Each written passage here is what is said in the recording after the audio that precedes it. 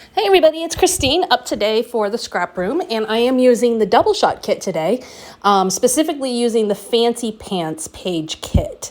And you will see me use the Photoplay page kit later in the upcoming week. So once again, I am working with the Jumpstart sketch as I have been all throughout December. And this page kit is a little bit out of my comfort zone. The colors are, like this buffalo plaid's great, but the other colors kind of are just not my normal palette. They have a real earthy tone to them and kind of a greenish earthy tone to them. I don't know if that makes any sense, but this layout really has a different feel from every other Christmas layout that I did. It doesn't have that traditional primary colors going, and it doesn't have any pastels. It's just got a real earthy feel to it. And so that made for really interesting creating. So I opted, because of that color scheme, to go with this cream color for my base. I did originally play with white, but it did not look good at all. It definitely needed the cream color. So with that said, some of the embellishments have some white on them. And again, it just didn't look quite right.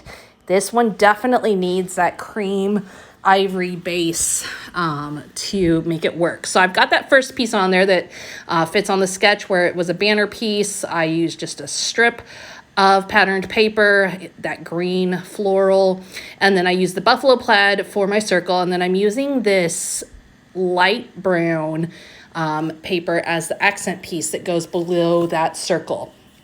So my circle is cut to about 7.5 inches, just in case you're wondering how I figured that. And quite honestly, I went with that size for a lot of my layouts. I didn't even move my circle cutter at all.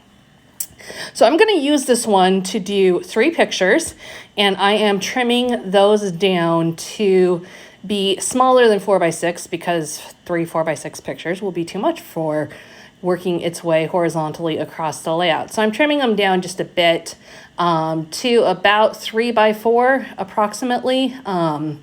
And these are pictures of my youngest son being cute with my husband on Christmas Eve. So I just thought they were special pictures from last year, and they coordinated pretty decently with the actual page kit. I think partially because, and this is funny, because of my husband's bald head, I felt like the color of it was kind of earthy and went well with the earthy tones. So between that and his red shirt and my son's green pajamas, I felt like that all came together to look nice on the layout. So, I love him, and I love his his face and his baldness and all that goes with him. So, but it's kind of funny when you look at a picture and you're like, oh, the color of his head will go nicely with the kit. So that's what I did. And I did go ahead and put all the pictures onto one big horizontal strip. Again, using that cream color, which really makes them pop up against the pictures instead of up against the patterned papers instead of a different color. Now that I've got the base built, I'm going to kind of figure out what I want to do with my embellishing and those added little strips and details. So I cut out some of this red and white houndstooth, and I am going to just tuck a little bit of it behind the pictures. You could, of course, tuck the whole strip behind, but why waste the paper? Honestly, I always love little things like this that add a pop of pattern or color to your layout, but don't require very much. You could dig through your scraps and just pull out a little piece of paper like this. So if you're wondering why I am using the same sketch all month, first of all, love the sketch. I love that there's a circle on it. Second of all, I'm busy. I'm super busy, and we're all busy, right? But I would say probably I'm busier than I've ever been in my life this December. So sketches are an easy way to simplify everything. And yes, you could do a different sketch for each layout, and that would definitely simplify everything. But I have found over the last year that if I use the same sketch for multiple layouts in the month, I get so used to that sketch that I just can crank out layouts. And that was exactly my goal. This layout took me less than a half hour to knock out because I knew exactly what I needed to line things up. I needed a big piece, I needed a circle, etc. So it's just been a great way to really maximize my scrapbooking time. I want that creative time, but I don't have hours to dedicate to it right now. So this allows for me to have that relaxing downtime, but also not to feel like I'm wasting time. And it's not necessarily wasting time, but I know I can give up an hour. I can't give up 2 hours. And so if I went into it thinking, oh, I have to come up with something, it's going to take me hours, that for me would feel like I'm wasting time, and then it would be harder to get started.